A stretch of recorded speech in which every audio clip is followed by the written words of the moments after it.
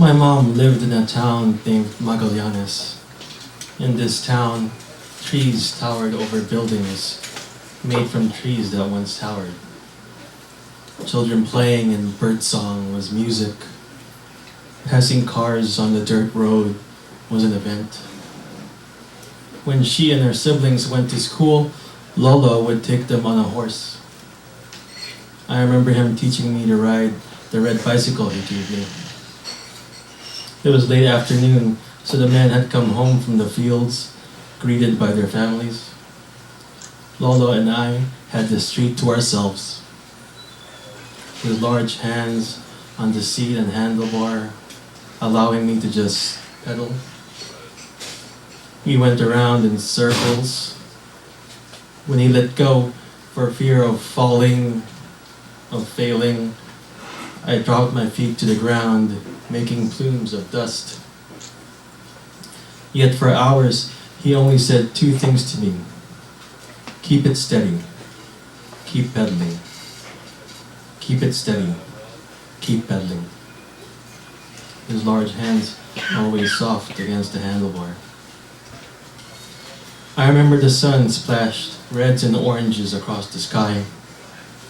I remember looking at it and realizing that Lolo had let go, and I was still going. I was doing circles around him, and he was smiling. I have only a few of these memories of Lolo.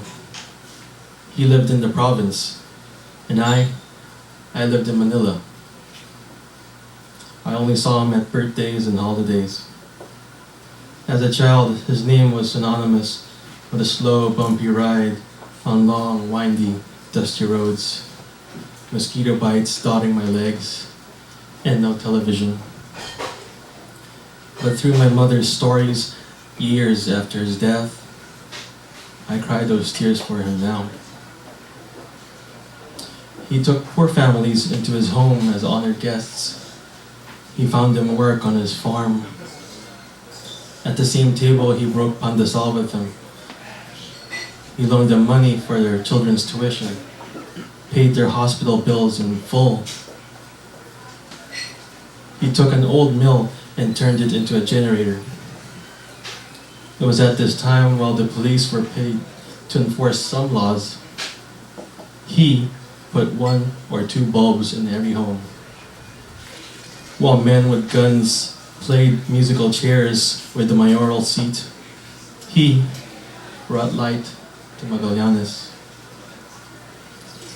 I understand now, Lolo, why at your wake your home was always filled with people.